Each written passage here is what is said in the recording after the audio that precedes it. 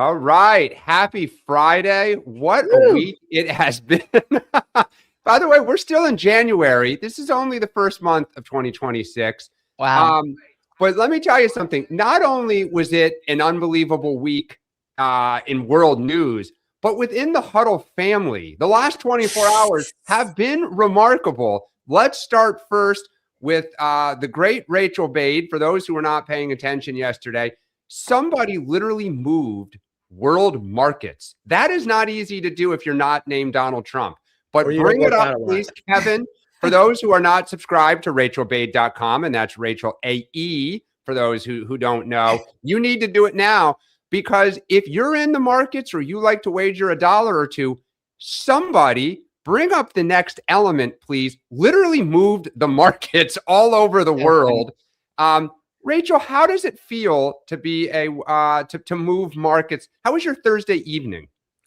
It was chaotic, to say the least. I mean, I had just finished making a very gourmet dinner for my toddler, grilled cheese, strawberries, and avocados, when I got this tip that the president had offered the job to Warsh.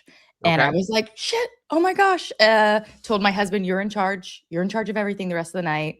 Yep. And then within an hour, I had sort of confirmed it, but sort of with a caveat there. Yep. I was told that it was not official, that the president could change his mind, and got a little bit of more color that Warsh had been at the White House yesterday to meet with him. So, and then the president said something on the way to the Melania viewing. He said, I'm going to pick a guy who could have had the job a few years ago. The only person who was on his short list during his first term is Kevin Warsh. So it was basically a confirmation, and a bunch of the legacy media and mainstream media ended up following my scoop a couple hours later. And, you know, as is always the case, we love everybody here, but some people questioned what Rachel was saying, but no, she was right. So that was Rachel's Thursday night. And as if that wasn't big enough, moving world markets, the only thing bigger would be a Trump extravaganza in Washington, D.C. And of course, our very own Sean Spicer, who dabbles in the entertainment world. Sean, how was the world premiere of Melania last night? You know what? Rachel may have gotten a scoop, but I got a cookie. I like it. There you go. That's a Melania cookie. We got a Melania cookie. You know me. I love swag. So I'm doing great this week. I got a Trump account cup and a Melania cookie and a book and some stuff. It was really well done. The folks at the Kennedy Center did a really fantastic job. Amazon folks, we were talking yesterday, Dan. I got a chance to chat with a few of them, and we were joking about the conversation because some of them were talking about the Huddle. I'm watching it, and I said, well, then I'm sure you saw our conversation. My colleague Dan is very impressed with how much money you're spending on this premiere. And anyway, so it was but you know, again, I go back to sometimes just staff mode. Logistically, it went well. The movie itself, it was great. When the first lady came down to open the movie, she was apparently, it was simulcast to 50 cities, and she welcomed in every city. Oh, cool. Nashville, welcome in, and then there was an international crowd as well. She's like, oh, do I have the folks from London? And it was, it was well produced. It's, if you've never, regardless of your political stripes, if you wanted some insight into how this all works, how the soup is made, go check it out. It's a great movie. And I even thought some stuff was insightful, having gone through at a very high level an inauguration. So it's cool. Check it out. All right, so just two quick questions. Best outfit you saw went to Roger Stone. I didn't see Roger. Okay. You know what, Dan? I will say this. This is, and I'll leave it at this. I was actually surprised at the attire. We talked about it. It was business attire, very appropriate. I mean, the women were. I don't know. I actually thought that we would see some kind of outlandish. Very, very respect. I mean, again, I don't mean why I'm shocked. Okay. But I was intrigued going in. What with it? I'll be honest. The guys, some of the jackets that the guys were wearing were outlandish. Yep. So I think for the first time in my life, I'd say that there was probably more flair in men's fashion than women's. Women, very appropriate, very stylish, but nothing that jumped out and you went wow, who is she wearing? Some of the guys, I was like, what are you wearing? My real question for you, Sean, is: are you going to eat the cookie, or are you going to like save it and let it grow mold? Oh, I won't save it. But you know what? I'm not. But so this is one of those cookies that like I love a good frost, like the frosting. Yeah. This is one of those decorative. It's like you get at a wedding. Yep. Yeah. You know, if I were hungry enough on a Friday night, I could see eating this. But I have 2 kids. I don't think it'll make it past noon. All right, and just one other quick question, because this was, we know your propensity for going to bed early. Did you go to a after party or after parties or go home? All right, I'm going to confess, and I know some people watch this, but I'll just be honest. So I was with a buddy of mine, and he had made a film, and so the credits start rolling, and I go, "We're out." He goes, "You can't." No, he goes, "Absolutely not. That is the rudest thing as a filmmaker to do." Yep. And I'm like, "Well, with all due respect, the president and the first lady and Brett Ratner are like, they can't see us." And he goes, "That you cannot do that to a filmmaker at a premiere." And I'm like, "Dude, did you see security?" It was like getting there last night. Our Uber, half a mile out, I watched the tablet in his thing, and he's got the route. And I go, "We're getting out and we're walking." We walked a half mile in the snow because I was like, it'll take us an hour. DC is terrible with the no and so last night, with all due respect, again, I stayed to the very end. Credits were about, I'm guessing, halfway through. And I was like, we're moving. It's 11 o'clock. We're an hour past my bedtime and I need an Uber home. And so I knew the security route out, like meaning where the barrier was. And I'm like, beelined it, got on the other side, hit the Uber button. 7 minutes later, boom. All right. Okay. The party's here this morning. All right. With that, my job is done. Turning it over to Rachel. Just a quick note before we jump in, guys, that for our premium subscription members, right after the show, you'll be able to talk to me. I'm going to be the one taking questions today. If you're not. So if you did not get chosen for the Fed, you want to know why? If you're not a member, guys, you can sign up for $10 a month, $100 a year, get a little extra time with Sean, Dan, and myself, one of us, and once a month, all 3 of us. Yeah, all 3 of us are next week. Yeah, that's right. To ask more questions. So please take a look at that. Okay, today we're going to obviously talk about why Warsh, why now? We're going to talk about the president's deal with Schumer to avert a government shutdown, and can it hold? We'll talk about Shapiro's media tour, success or failure. The IRS IOU, Trump sues the tax agency over the leak of his tax returns from a few years ago. We'll discuss our winners and losers. Some people in the chat are suggesting that Don Lemon just got arrested. I'm trying to figure out if this. One of you guys look at your phone, see if that's true, because if that's the case, we should talk about that a little bit too. But real quick, we'll go through the day book. 10 a.m. The president's lawsuit against pollster Ann Seltzer begins in Iowa State Court. How's that? Is that going to get thrown out, do we think, right away? Or will they actually entertain this? I think it's going to get thrown out, but you never know. And I've said this before. I feel bad for Ann. She's not a partisan, hack. But just a reminder for people. Look. She had put out a poll a few days before the election showing that Kamala was going to win, right? And everybody sort of took it as the word of God. Turns out not the case. But pollsters get shit wrong all the time. No. But listen, I'm sorry. I don't know Ann. Maybe I've met her. I mean, whatever. Here's the deal. If there is, what was that poll? Plus 15 for Biden or something in Iowa? Yeah, it was something like that. Guys, look, here's the deal. When you walk into something and someone says, "Hey, can I give you this brand new car for $1?" Do you go, "God, that's the greatest deal"? Or do you go, "God, that's a little weird. That's odd"?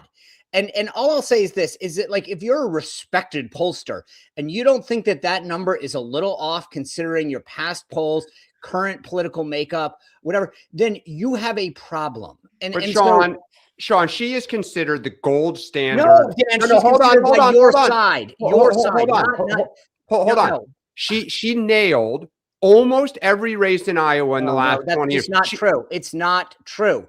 It's not. Sean, go back and look at her record. True, Sean. That is 100% true. There's a lot of bad polling out there. She nailed Obama.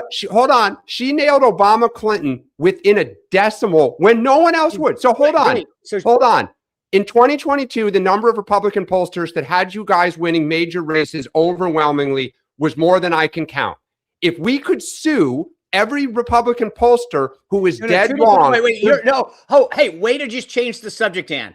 You said if we could. So the question on the table is she a respectable pollster? Not whether 100%. Maybe the most in the world. My question was: is it justified to sue someone? No, of course not. That's the whole point. We got to move on this. We got to move on. We got a lot to get to. We will, but I will just say this: I don't know what the. Here, I'll make this quick. I don't know what the legality is, but you guys brought it up. But I do think that for all the talk about election interference, when you do stuff like that and move markets and make every TV station in America wake up and go, the race is a lot closer than we thought, then I would call that election interference. I don't know. Okay, Sean, I'm just going to say this. You must be really tired. That is the most absurd thing I've ever heard in my life. And I mean that genuinely. Okay. We are Feisty Friday today. Yep. So, okay, let's, I'm trying to think. Should we? I guess we have to do the sponsor. Should we go? Oh yes, sponsor, of course. Cozy Earth. How can I forget? I literally have the bubble cuddle blanket on today, guys. It's warm. It's soft. It's heavy. It's everything you need when you have, half a foot of snow covering the ground outside, like we do right now. I'm excited to take a nap with this thing over the weekend. But you should also look at their pajamas because they were sold out over the holidays, completely sold out. And now they're actually doing a promotion before Valentine's Day. You can get buy one, get one. Sale runs January 25th through the 8th of February. Go to cozyearth.com and use my code Huddle BOGO, HUDDLEBOGO, for PJs for someone special and yourself. Thank you to Cozy Earth. Okay, I'm torn between going in back to Warsh, or should we just jump into Don Lemon here? Maybe we'll talk. Let's talk Lemon as part of the shutdown Minnesota stuff in the second segment. Let's keep it there. But okay, so Warsh is the guy. Okay, let's put up the president's Truth Social post from this morning. He was up early, truthing, and announces that Warsh is going to be his guy. Warsh became, one of the youngest members of the Federal Reserve Board when he was 35. Worked at Morgan Stanley, Wall Street veteran. Worked for George W. Bush. And here's the president saying he's going to go down in history as one of the greatest Fed chair picks. Sean, what do we know about why the president picked him? I know you were thinking it was going to be Kevin Hassett for a while. What do you think happened? Not only for a while, but as of the last 48 hours, people that I knew were saying that the president, quote, had circled back to Hassett. My guess, the untold story, and we'll see what happens in the next 24, 48 hours as details kind of emerge on this, is I think this is a big coup for Treasury Secretary Scott Bessent. Yep. He's close ally. Close ally. Very clearly he didn't want Hassett. And so I think that Bessent had a great week we talked about and spent a lot of time with Trump. And we had heard reports that he was getting his folks back into the Oval Office. So this has been a concerted campaign by Bessent. And I think you got to give him credit, at least from the standpoint of it really shows that he has the president's ear. Two other things. He did his homework, and there were the family connections we were talking about before the show. There is some reporting that he had this aggressive campaign for the job. His allies made these opposition files against the other candidates for this position, with Rick Ryder in particular, showing people in the White House that he used to donate to Democrats, to Paul Ryan, Nikki Haley, not exactly Republicans the president likes. And then he had Larry Kudlow also in his corner, talking about these things on television. And then there's also the family piece, because he's married to, or this, I should say, his billionaire father-in-law went to college with the president at the Wharton School at the University of Pennsylvania. He was close to him. And then this guy's grandfather-in-law is Estee Lauder, as in the makeup tycoon. There's even a Trump-branded Estee Lauder cologne from the early 2000s, I guess, as well. So these are close family connections, which obviously always helps you in Trump world. Dan, some people are saying that the markets might not react well to this. What's your thought on this? No, I think the market. Yeah, I think that the markets will take this as good as they could hope for, given that Trump wants to own the person. I think Bessent played it right in that Hassett people would have seen as a puppet, not as a truly independent person, that it's just a lapdog. And I think, look, Bessent's now 2-0. He defeated Howard Lutnick and he got his Fed chair. That's pretty good batting average in the Trump world. But I also think, as you say, you can't underestimate the fact that Warsh comes from a wealthy family that traffics in the Upper East Side and Palm Beach. They run in the same social circles. He had a war chest at his disposal to hire public affairs people and others to kind of counsel and run a campaign in the shadows. Clearly, it was effective. So, now we're going to see. The economy is bumpy. Do you cut? Do you not? Like, we're going to see, not just what they do, but can they sell it to the global markets? Is it seen as an independent and smart move for the U.S. economy, or is it seen as doing Trump's political bidding? Time will tell. Did you say that he had a worse chest? Oh, Sean's back. All right. Here's the question. Go ahead, Sean. So here's the thing that's interesting to me, because Dan just teed this up. Like, what's going to happen next? We know what the president wants. The Fed yesterday refusing to cut rates. There's an old saying in politics that it's easy to campaign, it's harder to govern, right? Yeah. So, and so he clearly did a great job getting the job. That's the campaign. I was there in the first term when President Trump picked Chris Wray at the FBI and picked Jerome Powell for the Fed. And I will tell you that there are a couple other positions in government that I won't go into when I've had conversations with the president. And he says, if you talk to Dan, remind him he gave me, and he'll fill in the lane. Like, he'll never forget who recommended someone to him for a position, especially if they turn sour. And you can think of a few of those people that come to mind. And so Bessett won the day. Yeah. But call me in a year and say, how are we doing on interest rates? Sean, what makes you think that he might not do what the president wants him to do on interest rates? He's smart.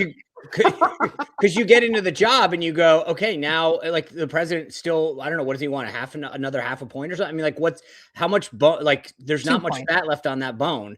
And so what happens when you now own this and you can only do so much, plus your one vote, that you have a board of governor. I mean, like, I'm just saying, it's, again, goes back to the saying, it's a lot easier to campaign than govern. And now Warsh has to come, deliver. And I think one of the other things is why they did it today. Like, I think this cannot, in my judgment, is not a coincidence. He has had a rough week. We're going to get to topic number 2, which is it's still a rough week for Trump. The Fed did not cut the interest rates as he's been, pounding. And I think we all agree the economy is not bad. The economy is not great. And Trump, that's not a good position considering his political standing is going down. This is something new. We're all talking about it. And it kind of creates a sense of optimism of we're about to turn the page. And final question before we move on.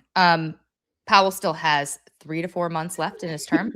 Till May. As chair till May, and then as governor till January of 2027. As chair. Correct, as chair. Does he step down as chair sooner? No. 100% no. Nope. Okay. Also, I will just say this, and we can put a pin in this and discuss it later because we'll have plenty of time. One of the things that had come up in the last 72 hours about Hassett was, quote, he can't get confirmed. Tillis, Murkowski, Collins. And I said, well, why is that any different than any other nominee? Tillis is going to play a big role because that committee doesn't have any margin of error. So you lose Tillis, it's a push. Thune could still bring it to the floor, which I think he would. But the bottom line is that, like, these people who had concerns, specifically the 3 I mentioned, we're going to have to keep an eye on that. Yep. Because every reporter is now going to go to Collins and Murkowski and Tillis today and say, okay, Warsh is the guy. Are you going to support him? Or it's not even support him, fill in the blank name. Are you going to allow a vote to come forward? Because they have said if President Trump doesn't take away the threat of firing Powell, they won't allow a nominee to move forward. And watch Mitch McConnell. Yep. Okay, let's move to shutdown latest / Minnesota / Don Lemon, apparently. But before we get to Lemon, just a sort of a little bit of background about what happened yesterday. The president and Senate Democrats, they made this deal to avert a shutdown, or I guess it would be a short shutdown, but basically buy themselves 2 more weeks to cut a deal on DHS spending. So they're going to strip that bill from the rest of the appropriations legislation, keep the government open otherwise, and then come up with the deal in the next 2 weeks. Here's the president's truth saying that he's hoping there's going to be bipartisan support for this. This is I don't know what element this is anymore. Is it element 3 or 4? Anyway, that's yes, hoping there's bipartisan support for this deal. But the question right now is whether this deal is going to hold, and not just because Lindsey Graham sort of, upended everything last night by delaying a procedural vote on this for his own, parochial issues. The bigger question is, you got House Republicans who are having a problem with this. A lot of the base is unhappy right now. And we are starting to see the president clearly respond to some of the agitating in the base. Let's bring up the next Truth Social post this morning at 5 a.m. The president was calling the late Alex Preddy an agitator, perhaps insurrectionist, and saying his stock has gone way down after that video emerged of him from 11 days before his death. Sean, just start there. 2 questions. One is, will Republicans line up behind this deal because the president truthed it? But also the president himself. Is there any way he gets cold feet on this because of the base is so unhappy? Well, just back up a second. I busted. Now he's got a motorcade. I got home in an Uber. He hadn't left the Kennedy Center at 11:12. I didn't look at the pool report to find out what time he got home. And so he gets home. I know there was a ton of celebration because your wife just, had a movie premiere. And he's up at 5 truthing. I mean, I'm like, dude, I double snooze today, and the president of the United States is up at 5 already going at it. So that's, I guess the question at hand is what on the shutdown? I think he recognizes number one, there's a lot of Republicans upset on the Hill. Will they get in line? But number 2, what about the pressure he's feeling from the base? Is there does he look, I think a lot of it. I mean, most of the base will go with him. Steve Bannon has really talked about what's going on and sort of this overall capitulation on ICE. That here we are backing away from restoring law and order and something the president went on, and there's some truth to that. Look, I think ultimately 90%, this is not where I thought it'd go. Lindsey Graham, I did not have that on my bingo card. And again, you said parochial, and that's true, but it's personal. He's objecting to the fact that he's not going to get paid out because his cell phone records were looked at. Now, first of all, as a guy that got dragged through Mueller and spent I'm all for what Lindsey's doing, except maybe you could be a little less selfish and care about everybody else but yourself. He literally is going to shut down a bill that will fund the government because of him, not because the idea. There's 160 people that got swept up in that. There are thousands that got swept up in Mueller. So, I appreciate Lindsey's concern, but it's a little late and very personal about himself and no one else. I didn't see that. I was going to say, just in case people were not aware, Lindsey Graham objected to moving to take this procedural vote to avert this shutdown last night. He did so because the bill would not allow certain Senate Republicans to get payouts because they want these payouts from the DOJ because they took their phone records as part of the 2020 January 6th investigation. So he wants that in there, and this came up at the last minute and delayed anything. Okay, continue, Sean. So that's your Lindsey Graham. It was House Republicans who were horrified and said that's going out of there. Correct. It would be taxpayer money, right? Taxpayer money. Right. No, because again, you could sue. And my whole point is, so let me get this straight. Crazy. No one cared about this taking care of everybody until a bunch of senators got ensnarled in it. And my point is, I'm all for it, just to be clear on the record. But it's a bit selfish to just say, just as long as I get taken care of, 160 people, including just me and my Senate buddies, and screw everyone else. The House was right to be outraged. So selfish of how this went down. Again, this was not the issue I saw taking this thing down. But the other thing is just from a narrative standpoint. So there's the policy and the politics, right? The idea, Chuck Schumer came out last night and had the gumption to say, this is on Republicans now. And I'm like, not really, but he's definitely got a message to go. He could say, we had a deal. It was this Republican Senator Lindsey Graham that blew it up. Lindsey has screwed this up for everybody. I did not like the deal. I'm not happy about it. I think we should have screwed it. I've told you where I stand on this. But at the end of the day, the idea that we are literally saying, how can we message this worse? How can we make our party look worse? 100% unbelievable. Dan, you think this is the forest for the trees. Can you explain why you don't think Lindsey Graham is the issue here? Yeah, I mean, look, it's a joke, and he's going to fold. Lindsey's a total phony. He always does this stuff. But because to Sean's point, you're not going to hold up an entire immigration bill that has been dominating the headlines the entire week and literally is turning the tide on Donald Trump over a parochial issue like this. So that to me, it's just white noise. The bigger issue here is, I think, between what Trump truth this morning, the Don Lemon arrest, I do not find a coincidence.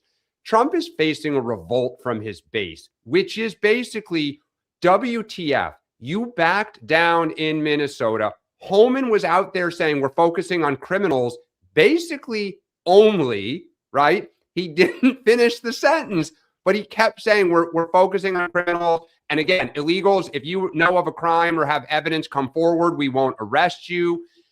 And I think he is panicking a little to throw red meat to his base. He has to gin up the outrage machine. So yesterday, if you looked at right-wing media, which I do, and I'm saying this not snarky, the Alex Preddy video has been all over the place, right? It turned the tide. It shows he's an agitator. This changes everything. Trump was silent. Why? He was negotiating a deal. And so now it's like I've come up from the deal and I'm looking around. Uh-oh. Everyone is angry. Everyone's saying I caved and I look weak, which for Trump is the ultimate insult. So my question is, does he back out of his own deal? Well, and they've done that before, Dan. I mean, remember? Oh, does it every time? The House Republicans had a deal on like the continuation, the spending, and finally at the very end, we started. People like Sean Hannity were like, "Hey, there's no border wall funding in this," and he blew up his own deal. So I think the one thing that I said this about, or at least I think I said this on the show about the Hassett deal. And I'll say it again about this deal, is that this is one of those things, the longer it stays out there, the worse it gets. Yeah. Hassett had, I think 3 weeks ago, probably would have gotten named Fed chair. The longer it stayed out, the more people could run a campaign against him, the more candidates could come in and meet and make their case. I think this is the same deal with this. The longer this takes to get a deal, the worse it's going to get, because to your point, Rachel, the base is going to start to say, wait, what are we doing? What are we agreeing to? No. Yep. Well, and that 2 weeks now. 2 weeks is a long time. It's an eternity in political. And I think where he's going to be embarrassed is the right is going to say, what did you do on sanctuary cities? That's right. And he's going to, this is where I could see him saying we need to kind of add a little something. I still think something gets done. It may not be the deal that's on the table today. It may iterate a little bit more, but Trump is no fool. He knows the politics are horrific for him right now. For those who didn't see it, Tom Cotton of Arkansas, conservative fireband, leaked out that his campaign did polling on this issue. It confirms what everyone else is seeing. It's terrible for Republicans right now. So, I mean, they know they have to cut this deal. The question is, Trump is going to have to go to his base and say, suck it up. Well, I was going to say last thing very quickly, Sean, on this. By arresting Don Lemon, does it give him a little more breathing room because he threw the red meat? I'll tell you why. Look, here's the thing. Short-term sugar high. I'm going to tell you this right now. This is not – I was very clear on this. I am disgusted by what Don Lemon did. It is beyond the pale what he did, okay? You're going to make him a martyr by what this happened. He is going to. He's already retained. Reports are that he's already retained Abby Lowell. He's going to go out there. He's going to start some defense fund, and every liberal organization is going to do this. And they're going to. I'm disgusted by it. And so here's to answer your question. It's not going to work, and I think we're going to backfire. And I think we should have the messaging in the last 2 weeks as a movement, as a party, has been horrible. And I'm so you talk about the base. I'm probably not like the most grassroots. Like there are way more people than me that are probably a lot more pissed off. But this was a winning issue for us. The way that we've executed this has just, all around. Well, and you cannot underestimate how Democrats' confidence is growing by the day. Yeah, because they feel for the first time since Trump 2.0 kind of started getting going in early 22, they feel like they've gotten him, and he's on the run. The Republicans are divided. They felt like they drew blood on healthcare. I know, bad pun, and now they've done it on immigration. And what's the common denominator? They fought him. They stood up and did not give in. And even though they kind of lost the shutdown, they won the healthcare war in that people trust us way more and not him and blame him. So you keep winning, And for Trump, who I think always knows you got to be strong, I'm curious, how does he now try to get back in the saddle of the dominant alpha? Last thought, Sean, and then what we're going to go to. Yeah, no, the last thought, because I'm watching a lot of folks in the chat, and they're like, "Oh, so you're wrong," and tell me what I'm wrong about. Yeah. Here's the deal. Here's the thing that and maybe I'm a bit too pragmatic. I talk to pollsters, I talk to the campaign folks almost every day. If we lose the House and the Senate, it's over, guys. The entire Trump agenda comes to a screeching halt. The nominees in the Senate stop. You get no one through. No one, no assistant secretary, no assistant to the secretary, no travel. I mean, so if you don't worry about the outcome, then you are not understanding the game. And that's like saying, hey, we're down 47-0 in the first quarter. Stop worrying, Sean. You know what, guys? Well, you're a Patriots fan. 28-3 means nothing. Like, well, I've watched that come back in person. Okay. But here's what I'll tell everybody. I was there. I saw the difference of losing the majority and what it did to the president's agenda and what they did to his people. So unless you want to go sit in a dark room for hours on end with a bunch of FBI agents quizzing you on every moment and pulling up your documents, I suggest that you quiet down in the chat, because I'm the guy who's been there and I'm telling you, I want this president to succeed.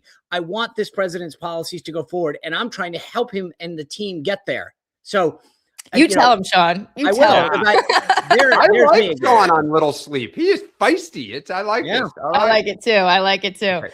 Okay, let's talk about. I really want to get to the IRS IOU, but first, Dan, you flagged Shapiro, his media tour, success or failure. What's on your mind here? Which one are you leaning toward? Yeah, it's funny because I was talking to some friends during the day about this, and then saw that our former colleague Mark talked about this as well, which is Shapiro has been on this huge book tour. He went on The View. He was on Bret Baier. He's been on some podcasts. I'm going to ask this question. Sean, do you have any impression of Shapiro's book tour? I didn't know he had a book. Oh, yeah. I'm not kidding. I didn't know he had a book. So look, we talked about it, Sean. Well, I guess we talked about parts of it, but yeah. Oh, yeah, right. I didn't realize it launched. I think when we talked about it, it was leaked. It was a preview. You're right. Yeah. Rachel, what's your impressions? I don't have one either, honestly. Okay. Like, I knew it was out there, but I just.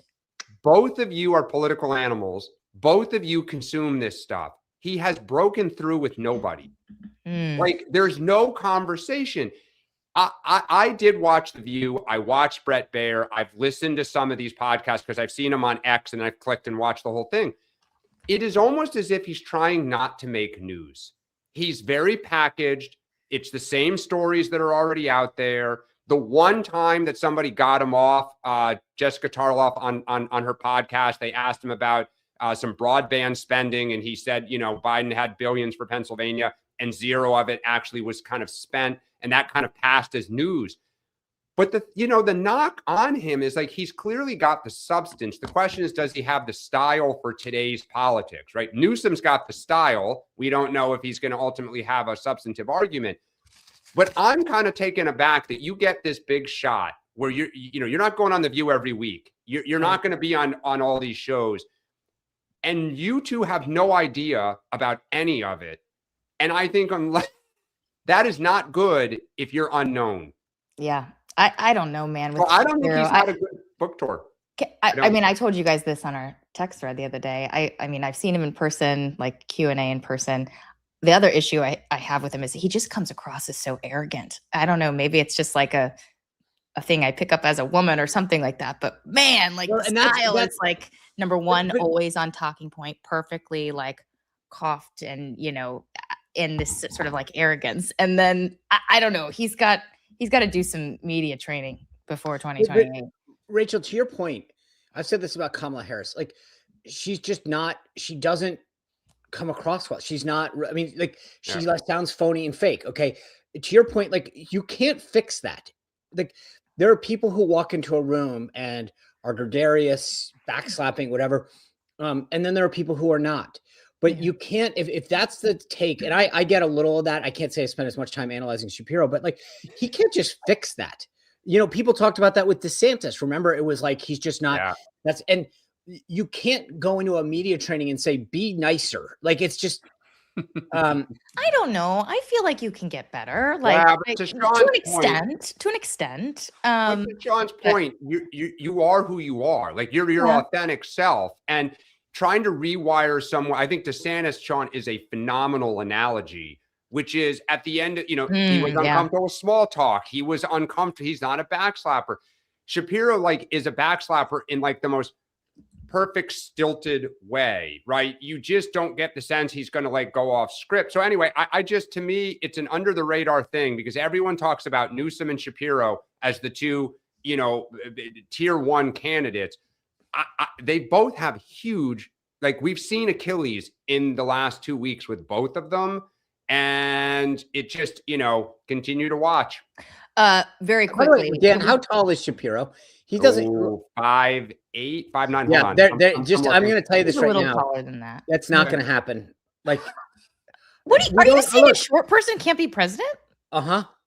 Oh my God! What an awful thing to say, Sean. I'm short. I'm 5'6". This is one of those things you get to say certain things about your own doesn't matter. At least some size. Small and mighty.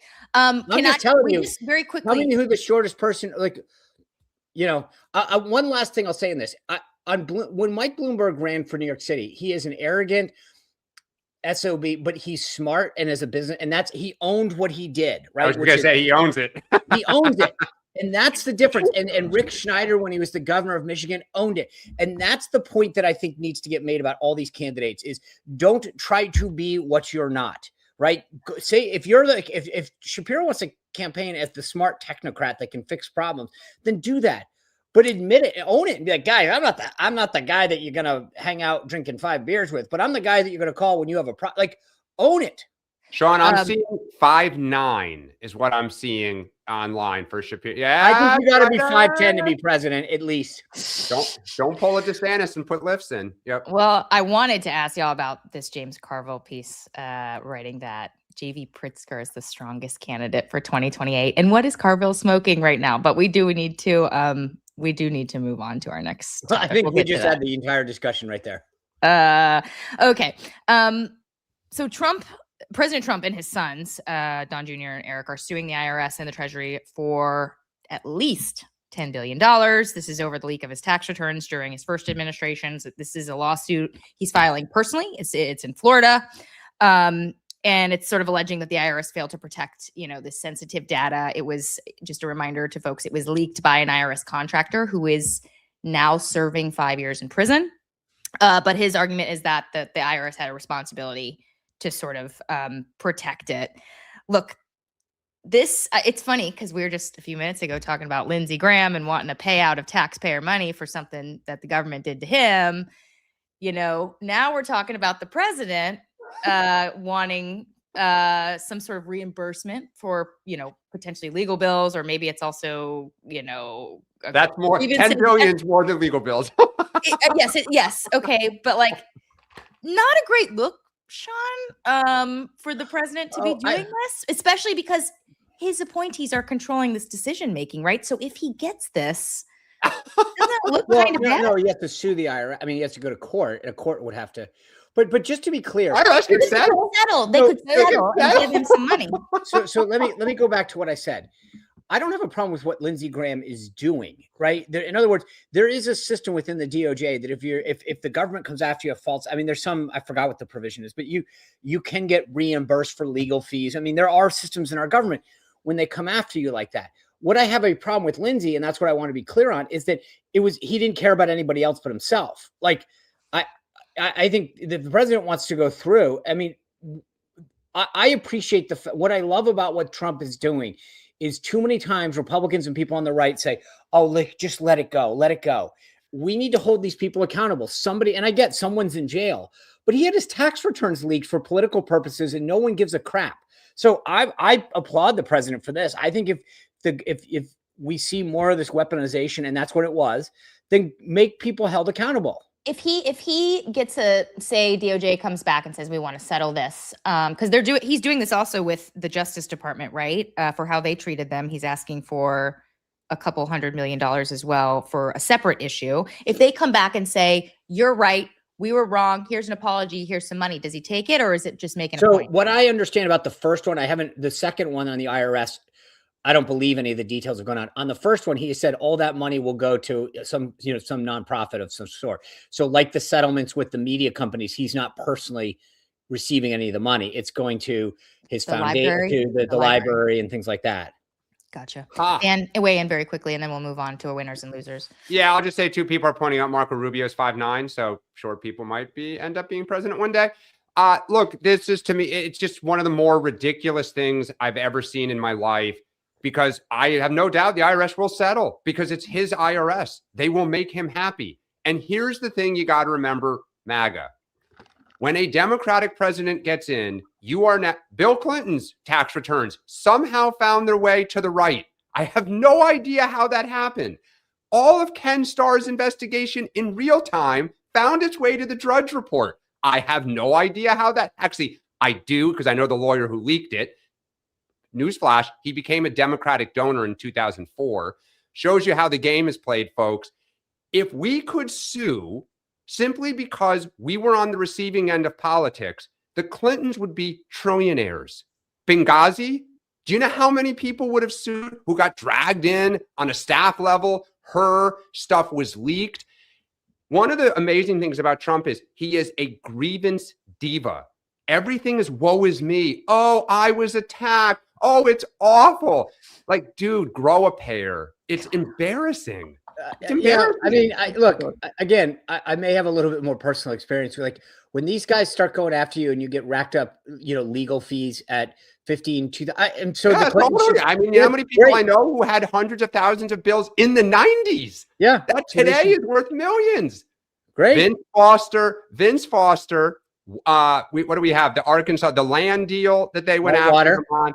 Yeah, exactly. Monica Lewinsky, I mean, dude, welcome to the world. I mean, all right. Well, it's 9:12. So we've got I don't know, 3 to 6 minutes for our winners and losers. Let's go. Ooh, good call there, Dan. Let's do winners and losers. So I guess start with winners. Who's your winner this week?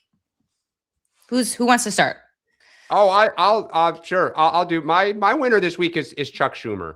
Again, he's had a lot of losses. He's taken it on the chin, but at least for now, as we end this week, he got Democrats together. He got a deal that is relatively good. I know our base isn't happy either and wants more, but I give Schumer credit. He had a good week. John? So obviously, I think there are 2 standout obvious ones. The Trump accounts, I actually truly believe, and I've got a column in my newsletter today about why these are so transformational. So I'll save you my diatribe here. It's SeanSpicer.com to get it for free. But I do believe these will be transformational, and we'll look back in the same way that 401ks changed the landscape of finances. I obviously applaud the First Lady for her rollout yesterday, but I'm going to give Dan a hat tip. You know who this is a perfect segue. My winner this week, the Clintons. Why the Clintons? Why? Exactly. Why? Because last week they were on the verge of they're going to fail, they're going to do this, and suddenly it's like, why the Clintons? They just got buried in the news cycle under the Fed chair, tariffs, ICE, Tom Homan. Guess what's coming to the floor of the House next week, Sean? I just said they had a good week. I didn't say a good month. They had a good week. If this had been more time to figure out if they're going to strike a deal. Well, but I'm just saying, if this had been a normal slow week, we would have been on cable news every day talking about the Clintons, and they would have been going nuts about the Democrat. I mean, so they had a good week, just to be clear. Yep. Okay, so I kind of had to. One, I'm not gonna do because I know my audience, and my audience would hate it, including Sean. But I have to give props to Ilhan Omar when that guy tried to attack her at her press conference this week. Did you guys see the video? She lunged at him and tried to punch him. Oh my gosh, she tried to punch him. Anyway, right, okay. I just thought that way, but she's not my winner, but I did think about it. But then I just got to say, do you remember, I'll leave it at this. What were we talking about the night before that happened? I don't remember. All the money that her winery, the millions that her winery. Totally. I totally get it. Totally. I'm just saying, her reaction to actually go at an attacker instead of retreating, I thought was please. I'm going to put a pin in this. My winner. Don't freak out, no, Sean. No. But I'm just saying on a subject, like there's a lot on the right about how she. Anyway, I'm gonna. I for the sake of the show, I'm going to stop right there and just say I have a lot more to say on that one. I was going to say the president my silence is not saying that this was complete. Anyway. The president has suggested the whole thing was staged. Definitely have seen the chatter online. But until I see evidence of that, I'm going to assume it's not true. But the winner is Susan Collins because she got that ice surge out of Maine. Okay, right? We talked about this on the show a couple days ago. Yeah. Could she use this to try to help herself politically? You guys were both firmly of the opinion that it would hurt her. Clearly, she is too, because she worked behind the scenes and got these guys to draw down. So she's my winner. Okay, loser. Boy, by the way, I am so curious. I'm sure there's going to be polling soon. If that ultimately helps her or the whole issue itself hurt her. The fact that they did show up and they went. And by the way, Janet Mills launching TV ads this weekend in Maine. Sean, they'll be running during the Super Bowl when a lot of New England will be watching. What is her focus? ICE. Tells you what she might see in her data. But now Susan Collins can say, I took care of business. Oh, of course. I'll be curious. Just to be clear, the upside for Janet Mills is she's got to get through a tough primary, so she might not even. Of course. That's why I'm saying I'm really curious. I honestly don't know the answer or what I think. Don't know what I think on that. My loser of the week is Donald Trump. And I said it earlier. He has had a very rough week. Immigration, he is going to have to try to hold his party together to get a deal through that his base doesn't like. And we, talked about the other headlines that have been out there. I've said at times he's had great weeks, great months. He had a great, stretch, but this to me was not his best week. I remember just the confines of when the week starts and ends. I think Saturday was a bad night, like just in terms of the pretty stuff. But as I mentioned at the beginning of the week, the way that the White House addressed and turned around the PR piece of the sending home and out. So for those reasons, I disagree with that. I obviously, I'm going to start off by saying that Bill Belichick, the Hall of Fame had a bad week. That was an embarrassment what they did to Bill Belichick. But I have a tie, politically speaking. The Virginia taxpayers are about to get completely screwed by a moderate. And I think we're all going to pay through the nose. Uber, delivery fees, everything's going to get taxed by this, by Virginia. But I think it almost gets edged out by Indiana Senate Republicans. They didn't give Trump the win we needed on redistricting, and he has followed up and primaried, I think, every single one of them. He has announced primary endorsements against every one of those Senate leaders that defied him, and I'm glad to see it. Okay.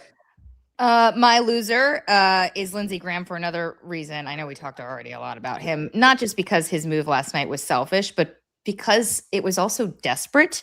Look, we've known what this deal looks like from the House for a long time, for days now. So if he wanted to raise this issue, he could have raised it a while ago. And he chose to wait to the last minute to storm into Thune's office and throw a little hissy fit because he wants some attention from President Trump.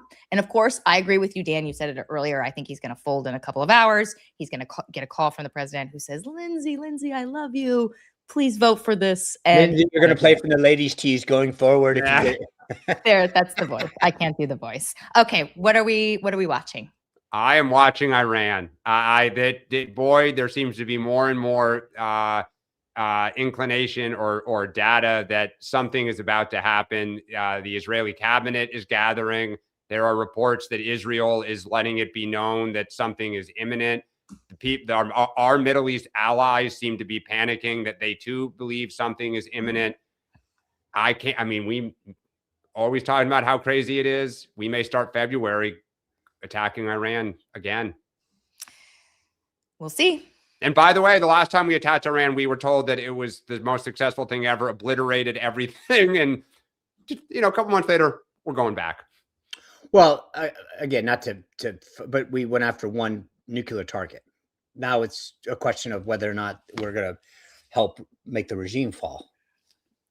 Maybe. There are reports we may be hitting more than just that. Oh, I think we will. We'll take out a lot more. Don't get me wrong. Yeah. You think it'll happen? You don't think it'll happen, Sean, or do you? I feel like this is on a razor's edge. It depends on the day. As I said, it's not that I think he's ready to pull the trigger, But as I told you, when you go in and do these briefings, it's what's next. And until you can assure him, and not just him, but the Israelis and others are like, hey, maybe today's not a good day to pull that trigger. I think that's if he can be satisfied that that U.S. targets are going to be prevented from getting struck by Iran, which I think would be tough. And secondly, that the fallout will be limited in terms of regime change, which I don't know how you do that. Then I do think that's what's preventing it. And as soon as that gets crossed, I think that we will see a strike. I think the challenge is the Israelis don't necessarily want to hit the regime. The Israelis want to hit the ballistic missiles and the nuclear weapon sites. The thing is, can you go attack that and leave the regime? Because now you're back to where you were after the last one, which Sean, we talked about entirely. But Dan, I think I think you're right. That's where that may be the middle ground, which is what if we just hit these sites, minimal collateral damage. We can secure our facilities and our personnel in the region. And so we just go in and we're very surgical like we did last time, but on a greater scale. I actually think that's where I'd put more of my money. Right. But then it goes to what we talked about before, and we're still talking about the regime still sitting there. Right. So, I mean, this is the whole thing when everyone declared Iran a massive success, the attacks the first time. My initial reaction then, and still is it's to be determined. We honestly don't know. Sean, what are you watching? Okay, this is very inside baseball, but there is an event, an annual event called the Alfalfa Dinner. It's the White Tails Dinner. It's the least offensive of the dinners in DC, I would argue. The White House Correspondents' Dinner being the worst. And then if you move to the left, the Alfalfa Dinner, I would argue, is the least offensive dinner, but it's definitely the most elitist kind of swampy dinner that exists.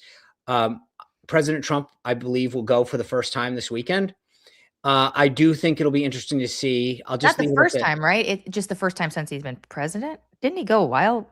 Oh, he might have gone as a civilian. And they insulted him, like, to his face or something. No, that was the White House correspondent. Okay, I'm sorry. I'm sorry. 2012. Yeah, he may. I mean, I wouldn't be surprised if he's attended an Alfalfa Dinner, but he definitely didn't do one as president. Right, definitely.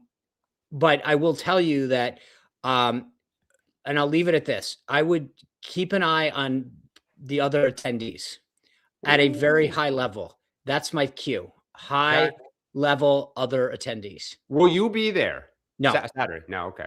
100%. No way. All right. Are we thinking this is going to be a public spat, as in like? I don't think there'll be I think I would just say this. There are interactions that people are used to seeing. This would not be one of them. Huh. So Trump and Biden are going to be at the table together talking about how they love the world and how are the kids, grandkids. Who are you again? Do I recognize you? I'll just say this, Dan. You're slightly warm, but I'll leave it at that. Okay. All right. We got to wait and see. No names. Yeah. No names. Okay. All right. What was the question again? What am I watching? Oh, I was doing. She's watching the Alfalfa Dinner. Let's be honest. That's what she's doing. I'm very curious, and I don't like it that Sean knows something that I don't. Like, this is very upsetting. Get used to it. Surprises, Rachel, or are you about gossip? Surprise? That is. So anyway, I will try. No one even asked me about my quarter zip. I mean, don't you like? I mean, isn't this nice? I now I've sewn on like labels. I've been up every night doing crochet and knitting and got my Huddle logo. There you go. Yeah. Very good. We all need one of those. Can you crochet one for us, by the way? That would be great. Absolutely. I was going to say the contempt thing next week is going to blow up at some point because the president will weigh in, and I'm curious. We've talked about this before, so let's just go to questions because I don't have a great answer of what I'm watching. Okay, so here we go from X, Curious Observer. Do other countries still think of Trump's tariffs as strategic, or are they primarily pissed off at Trump continuously doling out tariffs, especially when there are new trade frameworks in place? I certainly don't love them. Let's just say that. Understatement of the century. Who wants to take that one? I think they believe they're strategic, but they also understand that he puts them on and takes them off at the drop of a whim. And I think they see a playbook now about, he often doesn't want to go through with them. And, do you try to give him something to let him claim victory to win, but not really ultimately do anything? And I think this is the circular game they all keep playing. I largely agree with that. I mean, look, I think the other countries understand that he is going to use these things as a tool. Yeah.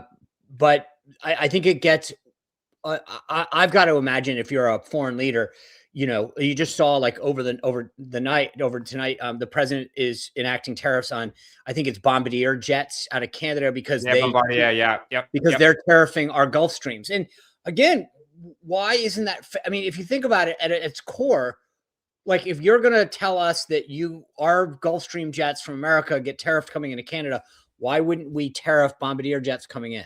Well, hold on. I mean, just first off, I love the fact there's a tiff over private jets. Amazing. But two, the allegation is that Gulfstream, which is owned by General Dynamics, a U.S. company, has a new jet, a G8. It is the big fancy, Sean. That's the one I'm getting. I don't know if that's what the family's upgrading to now, or you want to see how it performs before you commit. I'm going to just do a lease, Stan. Okay. But for those who are in the market for a G8, when a new plane is developed, it has to be certified. The FAA has certified it recently. The European version of the FAA has certified it, but the Canadian Transportation Authority is dragging their feet certifying it. And the belief is the reason they're doing that is Gulfstream's biggest competitor is Bombardier out of Canada, and that they're trying to help a domestic company that receives lots of financial supports. So Trump turns around and says, we'll tariff you if you don't knock it off. And, again, he's using it as a tool. Right. And by the way, my kudos to Dan for pronouncing it right. Bumps, I see in the chat. I apologize for my butchering of the company name. Oh, I thought it was intentional, like the way Trump will say, like, I don't know her name, or like, mispronounce it, Kamala, or Kamala or whatever. I thought you were trolling them. Okay. No, I actually think I get that one wrong too. I find okay. Whatever. But yeah. Is she white? Is she black? Is she with, Okay. She's Indian. Next All one. Right. What else we got? Some sort of, oh boy. Do you think that there might be some sort of push towards reforming immigration policy for those who can't see the screen? I think in 2028, people will talk about it. I just don't see the politics of this right now. I don't see either side trusting the other. Republicans would think we're going to really open the border, and we're going to think that Stephen Miller is sitting in those shadows laughing. So here's the reason I love Monica's question is I've been making this case for a while that Republicans have to understand that what you do by executive order can be undone by executive order. And there are things that we have fought for a while that we need to codify in law. And immigration reform is probably at the forefront of this. So there's a lot done in the big, beautiful bill in terms of funding and some other things for a lot of the immigration type agencies, et cetera. But we need to, there's a lot of talk about visa reform, H-1B visa in particular. Sarah Gonzalez of The Blaze has done some great work exposing some stuff. And my only point is, if we don't take these issues head on, when Democrats get, if they ever get another house, which eventually they will, one, they won't work with Republicans on some of these issues, or we're going to have to compromise to something that's ridiculous. Or two, they'll go in the other direction, which is what I ultimately think they'll do. So Republicans have better realized that they have a guaranteed, 8 months legislatively to get some stuff done, and they might want to think about locking in some of these wins. Agreed. My mic is back. Sorry. Thank you, Dan, for taking over for a few minutes. My mic went out. That's all right. That's all right. Okay. We have another question. Let's see. Affordability is the number one topic in my family text chain, from meat prices to craft supplies at Hobby Lobby being expensive. Do Trump advisors understand the optics when he sues our government for $10 billion? Ooh. That's a great, I hadn't thought of it through that. Yeah, that's actually an interesting angle. Go ahead. Yeah. I mean, Sean's like, I don't know. Yeah. I mean, look, I think Benjamin McCarthy, that's a great question. Yeah. I think it probably, to state the obvious, does not help Trump. I mean, it's like a lot of this stuff. Again, we just went through a historic week. What do we really not talk about? Kind of bread and butter at home. And now we're, going into a weekend, and we talked about Lindsey Graham looking selfish, and we kind of all laughed about the Amazon, throwing money at Melania. You do wonder at what point the average person says, and Trump has always been able to be high numbers on, does he understand me? Can I relate to him? Even though he's a billionaire and hangs out at Mar-a-Lago, perhaps little things like this start to chip away at that. The question, though, is do Democrats make this connection? Because it's a good question. And I don't think like Dan, you just made it, but yeah. I don't know. I haven't heard anybody in leadership being like, oh, this guy's suing the government for $10 billion a year, taxpayer dollars, and yet you can't afford bacon or, Well, they talk about crypto. They talk about the Trump, all these other things. But you're right. Perhaps this needs to be worked into the messaging of, look at what Trump in office. They got family business dealings. They're suing people, kind of shaking them down.